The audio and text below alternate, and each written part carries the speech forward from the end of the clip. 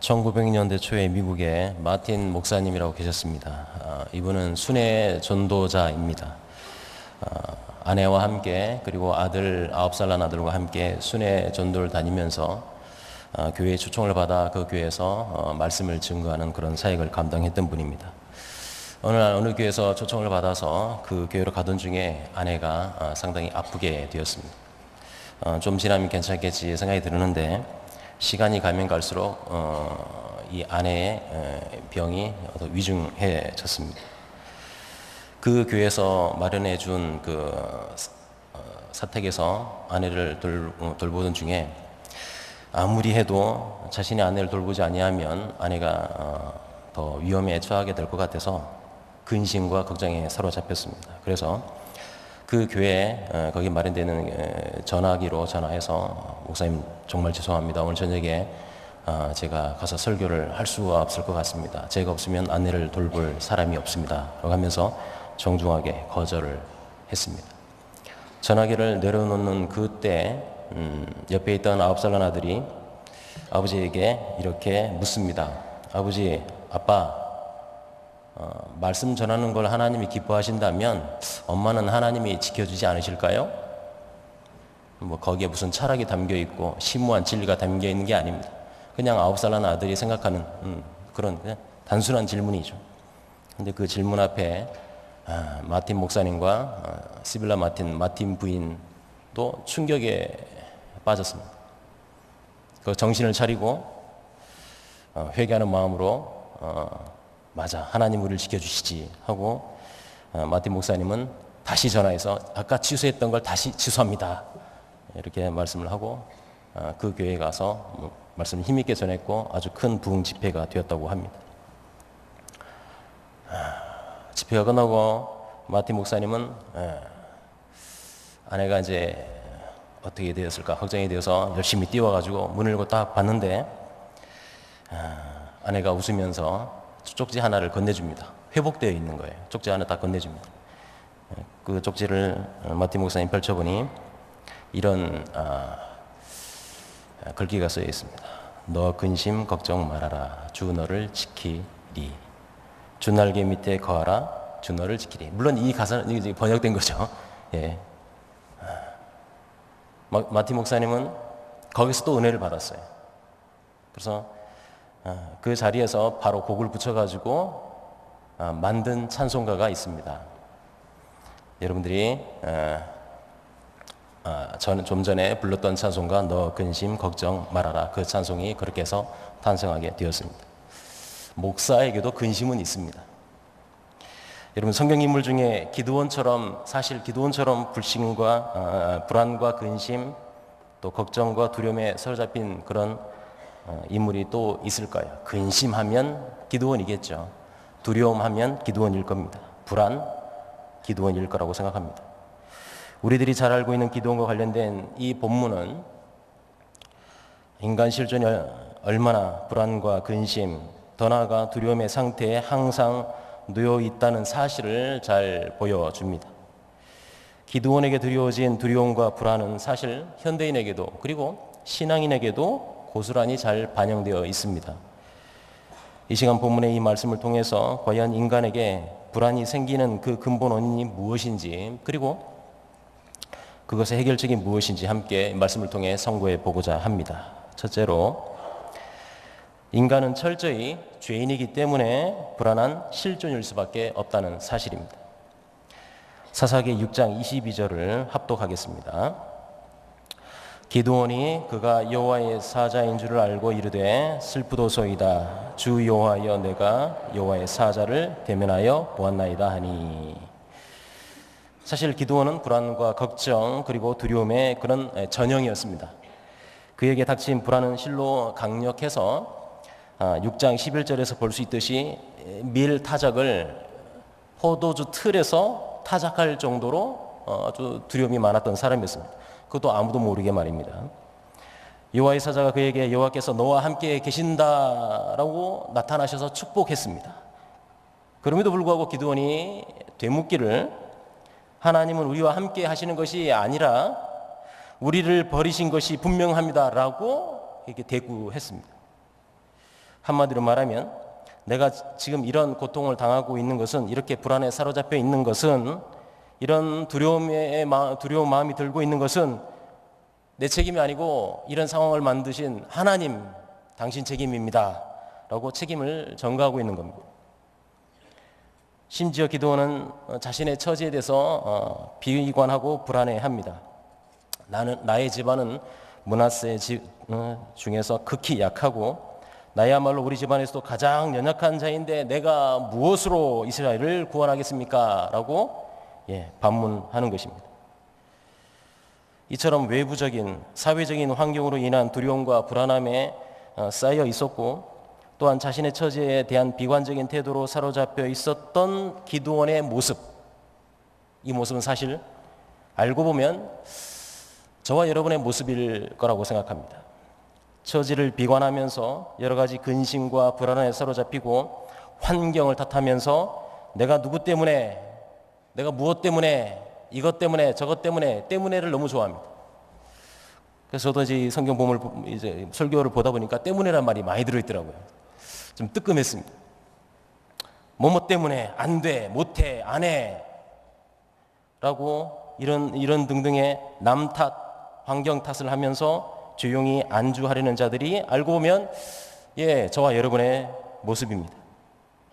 여러분, 만약 우리의 악한 행위대로 우리를 심판하셨다면 기드온뿐만 아니라 저와 여러분은 하루에도 수백 번, 아니 그 이상 하나님의 진노와 심판에서 벗어날 수 없었을 것입니다. 그렇지만 여러분, 기드온과 같은 우리의 매 순간의 교만과 무리하게 짝이 없는 태도가 아무리 강렬하고 크다 해도 저와 여러분을 향한, 그리고 기드온을 향한 하나님의 긍휼과 은혜는 절대적이고 압도적이라는 사실입니다. 그 은혜와 긍휼이 절대적이었다는 것은, 강력했다는 것은 여호와에서 기드온이 요청한 표징이 있습니다. 즉 기드온이 준비한 고기와 무교병을 여호와의 사자가 불이 바위에서 나오게 하여 그것을 사르심으로써 그분의 은혜와 긍휼이 절대적임을 증명해 보여주셨습니다. 그런데 여러분, 기드온에게 있었던 불안, 걱정, 근심, 그리고 이 두려움의 근본 원인은 자신의 처지나 외부적인 환경이나 성격 때문이 아닙니다. 그건 나타나는 현상일 뿐입니다.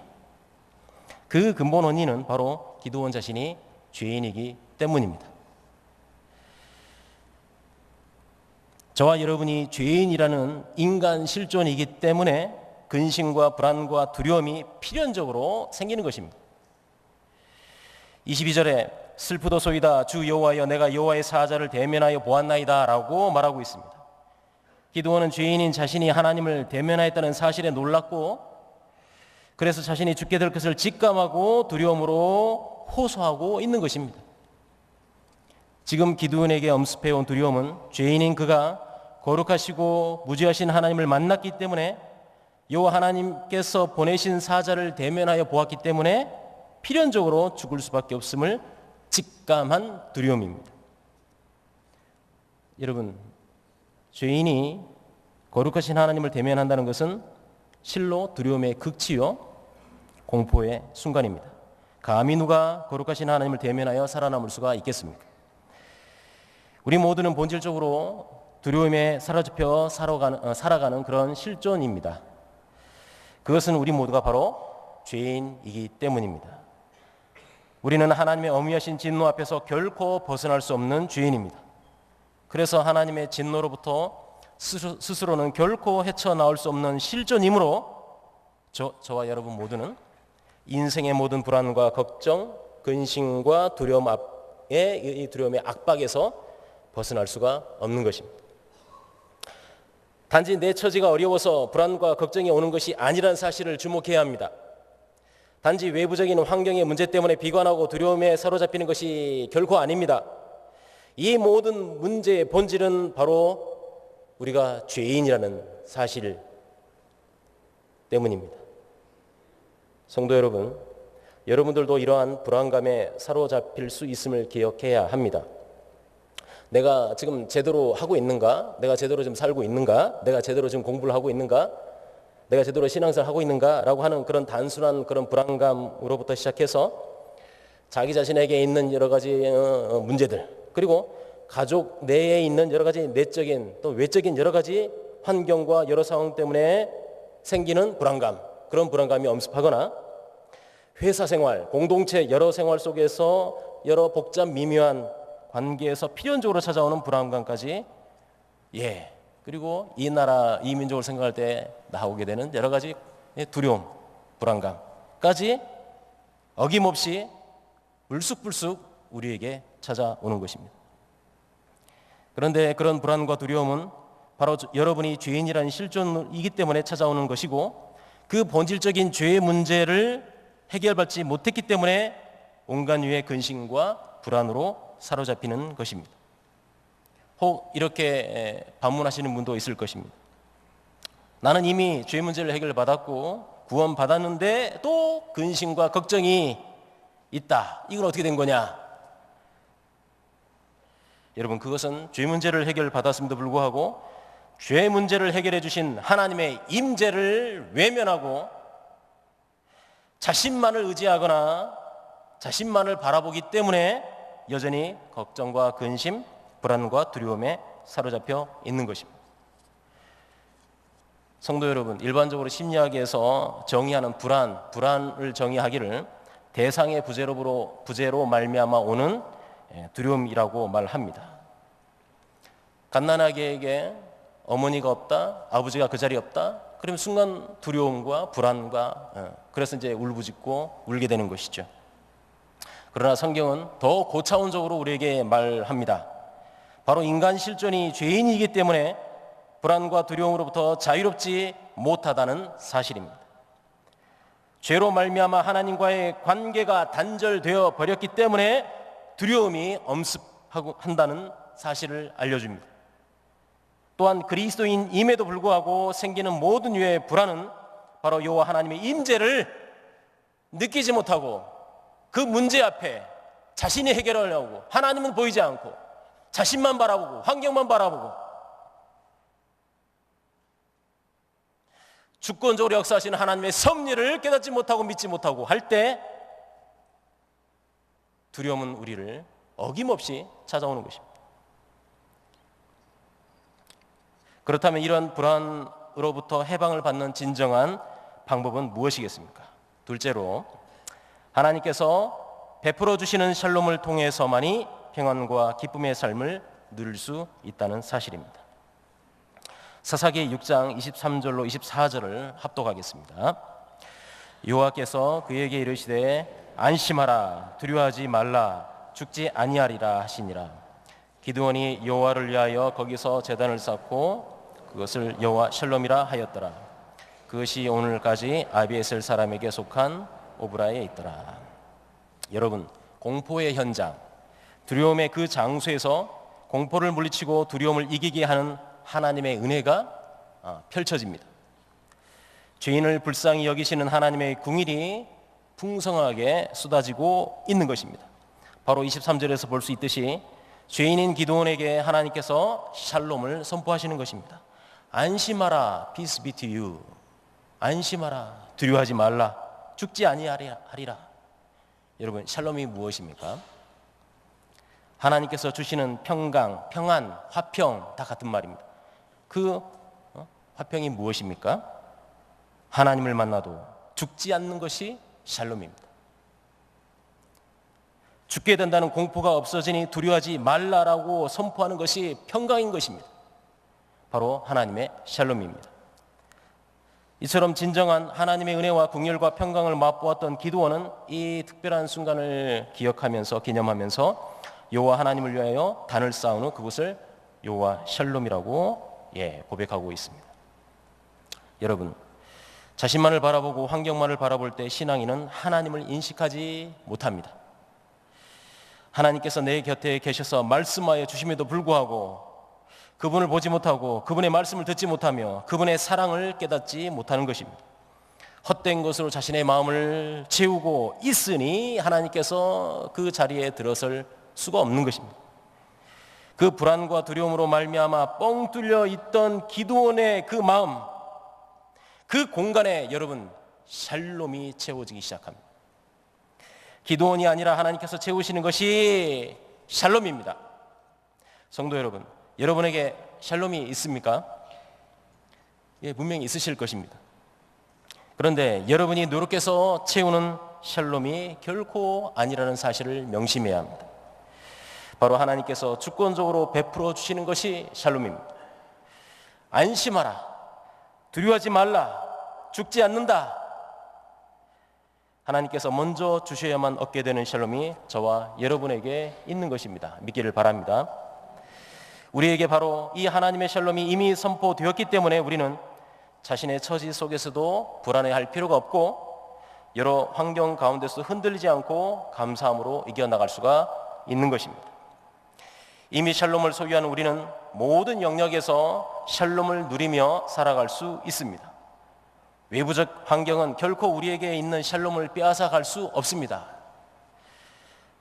힘든 중에도 우리는 샬롬을 누립니다. 역경 중에도 안개 속을 걸어가는 듯한 막연한 상황 속에서도 세상 사람 어느 누구도 갖지 못하는 성도만이 가지고 있는 샬롬을 우리는 역경 가운데서도 누리고 있습니다. 항상 나에게 은혜로 선포된, 나에게 긍휼로 주어진 하나님의 샬롬을 여러분의 전인격을 통해 날마다 누리시는 성도님들 되시기를 바랍니다. 마지막으로 우리는 한 가지 주목해야 할 사실이 있습니다. 셋째로, 구속사적으로 성취된 하나님의 샬롬은 우리의 사명을 통해서 누려야 한다는 사실입니다. 이 하나님의 샬롬은 성경신학적으로 또 구속사적으로 매우 중요한 주제입니다. 하나님께서 당신의 형상과 모양으로 사람을 만드시고 에덴 동산에 거하게 하셨습니다. 그리고 그 사람과 더불어 하나님께서는 인격적인 교제를 가지셨습니다. 여러분, 바로 이 장면이 샬롬입니다. 하나님을 대면해도 죽지 않는 것, 이 샬롬입니다. 샬롬의 세상입니다. 하나님과 교제하고 그분을 스스럼 없이 만날 수 있다는 것이야말로 진정한 샬롬입니다. 죽지 않는다, 이것입니다. 두려워할 필요가 없다는 것입니다. 화평이 에덴 동산에 가득 차 있는 것입니다. 그런데 이러한 화평은 인간의 죄악으로 말미암아 깨져 버렸습니다. 두려워서 하나님의 얼굴을 볼 수가 없었습니다. 죽을까 봐 벌거벗은 몸으로 하나님 앞에 나설 수가 없었습니다. 결국 화평의 동산인 에덴에서 인간은 쫓겨날 수밖에 없었습니다. 죄 때문에. 이때부터 인간 실존은 근심과 불안과 두려움으로 사로잡힌 어느 길로 갈지 몰라 길 위에 서 있는 도상의 존재가 되어버렸습니다. 하지만 하나님은 그들을 영원히 버리지 않으셨습니다.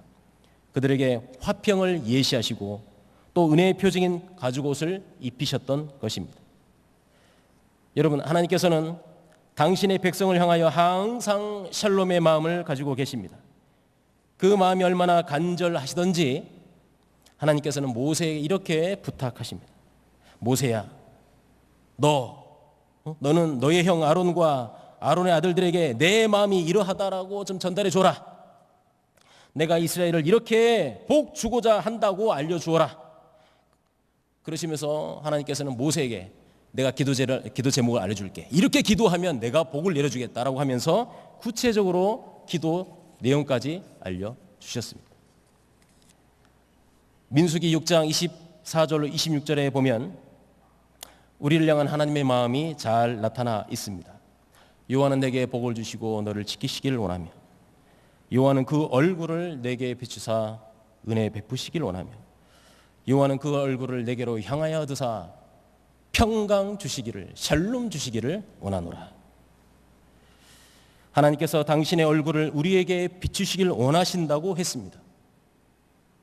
얼굴을 비추신다는 것은 긍휼과 은혜를 주신다는 것입니다. 안심하라는 것이요, 두려워하지 말라는 것이요, 너는 죽지 않는다라는 놀라운 선언입니다. 바로 그것이 하나님께서 베푸시는 은혜요, 평강, 즉 샬롬, 하나님의 샬롬인 것입니다. 여러분, 하나님께서 저와 여러분을 구원하시기 위해 이 땅에 구원주로 보내시는 자가 바로 샬롬이셨습니다. 이사야 9장 6절과 7절에 이는 한 아기가 우리에게 낳고 한 아들을 우리에게 주신 바 되었는데 그의 어깨에는 정사를 메었고 그의 이름은 기묘자라 모사라 전능하신 하나님이라 영존하신 아버지라 샬롬의 왕이라 평강의 왕이라 할 것입니다. 그 정사와 샬롬의 더함이 평강의 더함이 무궁하며 또 다윗의 왕자의 그의 나라에 군림하여 그 나라를 굳게 세우고 지금 이후로 영원히 정의와 공의로 그것을 보존하실 것이라 만군의 여호와 열심히 이를 이루시리로라. 하나님께서 평강의 왕을 저희에게 보내신다는 놀라운 약속입니다. 그 평강의 왕이 오셔서 하는 일이 무엇이겠습니까? 에스겔 34장 23절로 25절에 이렇게 기록하고 있습니다. 내가 한 목자를 그들 위에 세워 먹이게 하리니 그는 내 종 다윗이라. 그가 그들을 먹이고 그들의 목자가 될지라. 나 여호와는 그들의 하나님이 되고 내 종 다윗은 그들 중에 왕이 되리라. 나 여호와의 말이니라. 내가 또 그들과 샬롬의 언약을 맺고 평화의 언약을 맺고 악한 짐승을 그 땅에서 그치게 하리니 그들이 빈들의 샬롬 안에 평안히 거하며 숲을 가운데 잘지라. 목자 없는 양과 같이 방황하고 헤매는 우리들을 위해 목자로 오셔서 우리와 화평의 언약을 맺어 주신다는 놀라운 언약입니다. 여러분, 양들에게 있어서 화평의 언약은 무엇이겠습니까? 양들을 지켜주고 보살펴주는 선한 목자가 되어주시겠다는 약속이야말로 양들에게 있어서는 최고의 화평의 언약입니다. 더 이상 자신들을 버릴까봐 불안해하거나 죽을까봐 두려워하는 것이 아니라 목자가 지켜주는 들판에서 풀을 뜯는 양들처럼 지켜주시겠다는 샬롬의 언약이 하나님의 양떼들인 저와 여러분에게 주어졌습니다. 그렇다면 그 샬롬의 정체는 누구이시겠습니까? 바로 하나님의 아들 예수 그리스도이십니다. 구약에서 예언된 샬롬의 정체는 바로 예수 그리스도이십니다. 예수께서 이 땅에 오심으로써 샬롬을 주시겠다는 그 하나님의 놀라운 언약이 성취되었던 것입니다. 우리 모두는 예수 그리스도를 구원주로 믿음으로써 참된 샬롬을 받고 참된 샬롬 안에 거하게 된 복된 자들입니다. 참된 샬롬이신 예수님은 요한복음 10장 11절의 말씀처럼 양들 위해 목숨까지 내놓으신 선한 목자이십니다. 나는 선한 목자라. 선한 목자는 양들 위하여 목숨을 버린다라고 기록하고 있습니다. 샬롬이신 예수님은 항상 성도들의 모든 삶에서 샬롬을 누리기를 원하십니다. 예수님은 근심과 두려움에 사로잡히는 제자들 향하여 이렇게 말씀하십니다. 요한복음 14장 27절에 샬롬을 너희에게 평안을 너희에게 끼치노니 곧 나의 샬롬 평안을 너희에게 주노라. 내가 너희에게 주는 것은 세상이 주는 것과 같지 아니하리라. 너희는 마음에 근심하지도 말고 두려워하지도 말라. 여러분, 신약의 서신서들을 보십시오. 바울 서신이나 공동 서신 대부분의 모든 서신에는 그 시작과 그 마지막 부분이 어떻게 되어 있는지 아십니까? 삼위 하나님의 속성인 은혜, 평강, 긍휼 또는 사랑이라는 이 단어들로 수미상관 앞뒤로 이렇게 연결되어 있는 것을 볼 수가 있습니다. 특히 디모데전서 후서는 하나님께서 당신의 백성에게 항상 주시고자 하시는 은혜와 긍휼과 평강이라는 표현이 시작 부분에서 모두 동일하게 등장하고 있습니다. 디모데전서 1장 2절, 디모데후서 1장 2절 같은 절에서 모두 믿음 안에서 참 아들 된 디모데에게 편지하노니 하나님 아버지와 그리스도 예수 우리 주께로부터 은혜와 긍휼과 평강이 샬롬이 내게 있을지어다 라고 시작하고 있는 것입니다. 여러분, 무엇보다도 편지의 마지막 부분에 등장하는 최고의 축복 기도문으로서 우리 모두가 너무나도 잘 알고 있는 말씀이 있습니다. 바로 고린도후서 13장 13절의 말씀입니다. 우선 이 13절 앞에 부분의 11절에 이런 말씀이 있습니다. 사랑과 평강의 하나님이 너희와 함께 계시리라 라고 축복한 후에 고린도후서 13장 13절에 주 예수 그리스도의 은혜와 하나님의 사랑과 성령의 교통하심이 너희 무리와 함께 있을지어다 라고 축복하고 있는 것입니다. 많이 들어본 말씀이실 겁니다. 바로 예배의 끝에 등장하는 목사님의 축도의 내용입니다. 예배의 축도는 목사가 임의로 하고 싶은 말을 아무 말이나 하는 것이 결코 아닙니다. 성경의 가르침을 따라 평강과 은혜와 긍휼과 사랑의 본체이신 삼위 하나님의 이름으로 축복하는 것입니다. 왜냐하면 삼위 하나님의 샬롬이 아니고서는 결코 우리가 그 자리에 서 있을 수도 없고 살아갈 수도 없기 때문입니다. 하나님의 샬롬으로 우리가 나와 예배를 드릴 수 있는 것이고, 하나님의 샬롬으로 죄의 두려움과 세상의 근심을 제거할 수가 있는 것이며, 그 하나님의 샬롬으로 기쁨과 즐거움으로 담대하게 예배당을 나아갈 수가 있는 것입니다. 하나님을 대면하고도. 우리가 매일 매순간 살아갈 수 있는 것은 오직 삼위 하나님의 샬롬이 매일 매순간 우리를 지배하고 있기 때문입니다. 우리가 일할 터전이 있고 할 일이 있으며 아침을 먹고 점심을 대하며 저녁에 식탁에 교제를 나눌 수 있는 것도 역시 하나님께서 베풀어 주신 샬롬이 있었기 때문입니다. 한순간이라도 분초라도 우리는 하나님의 샬롬이 없인 호흡할 수도 살아갈 수도 없는 존재들입니다. 무엇보다도 샬롬이신 그분은 우리도 또한 샬롬의 사람들이 되어야 함을 말씀하십니다. 마태복음 5장 9절에 화평하게 하는 자는 복이 있나니 그들이 하나님의 아들이라 일컬음을 받을 것이며, 팔복 가운데 나오는 메시지입니다. 샬롬, 화평의 주체이신 예수께서 바로 당신 자신이 하나님의 아들이심을 증거하시면서 또한 화평의 예수님을 영접한 모든 사람들 또한 화평케 하는 자들이 되어야 하며, 그럼으로써 그들 역시 하나님의 아들들이 된다라고 말씀하고 계시는 것입니다. 샬롬이신 예수님은 당신의 십자가 처형 이후에 남겨져 두려움에 떨고 있던 제자들에게 부활하신 후 그들에게 나타나셔서 이렇게 말씀하지 않으십니까? 요한복음 20장 19절에서 21절에 중간부터 예수께서 오사 가운데에 서서 이르시되 너희에게 샬롬이 있을지어다, 평강이 있을지어다, 이 말씀을 하시고 손과 옆구리를 보이시니 제자들이 주를 보고 기뻐하더라. 예수께서 또 이르시되 너희에게 샬롬, 평강이 있을지어다, 아버지께서 나를 보내신 것 같이 나도 너희를 보내노라. 성도 여러분, 샬롬이신 예수님은 이렇게 저와 여러분에게 평강을 주셨습니다. 더 이상 우리는 죄로 인한 두려움이나 세상 속에서의 근심으로 고통을 당할 필요가 없습니다. 그러나 우리는 단지 구원받고 신앙생활하는 것만으로 하나님의 샬롬을 누리고 있다고 생각해서는 결코 안 됩니다. 우리에게 주어진 샬롬의 사명을 감당하는 것 또한 샬롬을 진정으로 누리는 것임을 명심불망해야 하는 것입니다. 그 샬롬께서 저와 여러분을 샬롬의 대사로 세우셨습니다. 예수님의 정권 대사, 샬롬의 정권 대사가 바로 저와 여러분들입니다. 예수님의 정권 대사가 된 우리 모두는 샬롬을 증거하고 선포하는 자들이 되었다는 사실입니다. 될 것이다가 아니고 이미 되었습니다. 행하면 되는 겁니다. 그런 의미에서 별들의 운동은 하나님께서 우리에게만 주신 샬롬의 운동입니다. 샬롬이신 예수 그리스도를 증거함으로써 많은 사람을 옳은 대로 돌아오게 할 별과 같이 빛나는 별님들을 키우는 운동입니다.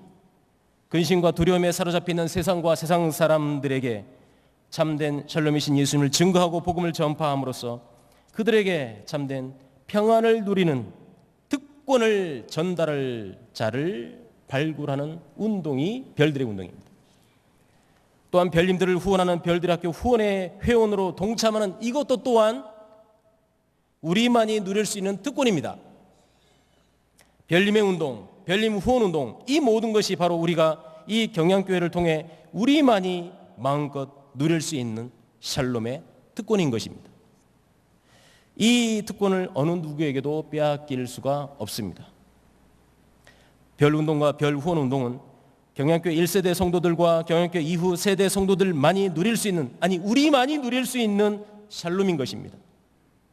이 경양교회에서 계속하여 별님들이 주일학교에서 SFC에서 청장년에서 일어나야 하고, 이 경양교회에서 별님들을 후원하는 회원들이 늘어나고 기도운동이 왕성해지며 후원 회비 운동이 갈수록 강력해져야 하는 것입니다. 경양교회 별님들이 우리 교회에만 주신 또 다른 운동인 신학교 운동, 즉 제네바 신학대학원 대학교에 입학하는 그 숫자가 해를 거듭할수록 더해지고, 이 신학교를 졸업한 별님들이 국내 개척과 해외 선교를 책임지는 놀라운 일들이 우리 세대뿐만 아니라 주님 다시 오시는 그날까지 앞으로의 경양의 세대가 계속 목도해야 하는 것입니다.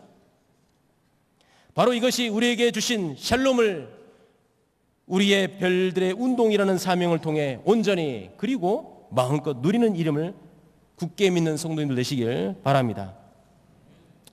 사랑하는 성도님 여러분, 별들학교 후원의 회원들과 회원 여러분들과 별님 여러분, 어린 양 되신 예수 그리스도의 최후 승리와 성도의 최후 승리를 보여주는 요한계시록은 그 마지막 장면이 21장부터 기록되어 있습니다. 21장과 22장에 바로 하나님의 샬롬을 받은 신자들만이 들어갈 수 있는 거룩한 성 새 예루살렘이 하늘에서 내려오는 놀라운 장면입니다. 예루살렘이 무엇입니까? 예루살렘이 무슨 뜻입니까? 예루살렘, 예루샬롬 다 어원이 같은 데서 나옵니다. 즉 평화와 화평의 성이라는 뜻입니다. 그런데 여러분, 지상에 있는 물리적이고 지역적이고 공간적인 지상에 있는 예루살렘은 진정한 샬롬을 우리에게 주지 못합니다. 지상의 예루살렘은 넘어지고 자빠지고 싸우고 찢기고 배은이 판치고 배신하고 배역하고 배반하고 했던 그런 장소가 아니었습니까? 샬롬이라고는 도저히 찾아볼 수 없는 곳, 그곳이 바로 지상에 있는 예루살렘 아니었습니까? 그러나 참 샬롬이신 어린 양 예수께서 통치하시는 거룩한 성새 예루살렘은 진정한 샬롬으로 충만한 하나님의 나라인 것입니다. 거기에는 눈물이 없습니다. 거기에는 불안이나 걱정이나 근심이나 두려움이 존재할 수가 없습니다. 하나님께서 우리의 아버지가 되시고 우리는 그분의 자녀가 되며 히브리서 2장 11절의 말씀과 같이 예수 그리스도께서 저와 여러분을 형제라고 부르시기를 부끄러워하지 아니하는 샬롬의 공동체, 바로 하나님의 나라입니다. 이 땅에서 샬롬이신 예수님으로 말미암아 샬롬을 누리고 또한 별들의 운동이라는 이 사명을 잘 감당함으로써 샬롬을 또한 마음껏 누리다가 마침내 진정한 샬롬의 공동체인 저 하나님의 나라에서 저와 여러분 모두는 지고지순의 영원한 샬롬을 만끽하게 될 것입니다. 그러므로 더 이상 우리는 자신의 처지로 말미암아 근심하고 사회적 환경 때문에 두려워하는 자들이 되지 맙시다. 이제는 하나님께서 친히 안심하라, 두려워 말라, 죽지 아니하리라는 은혜와 평강과 긍휼을 충만히 받은 자들임을 기억하십시다. 샬롬의 정체이신 삼위 하나님께서 항상 우리에게 임재하신다는 사실을 기억하시면서 경양교회에게만 은혜로 허락해 주신 별들의 운동을 모든 성도가 별님으로 아니면 별님을 후원하는 회원으로서 주님 오시는 그날까지, 주님께서 예배해 놓으신 거룩한 성 새 예루살렘 그 안에 들어갈 때까지 이 땅에서 샬롬을 마음껏 누리시는 성도님들과 별님 그리고 별들의 학교 후원 회원들이 되시길 예수님의 이름으로 축원합니다. 아멘.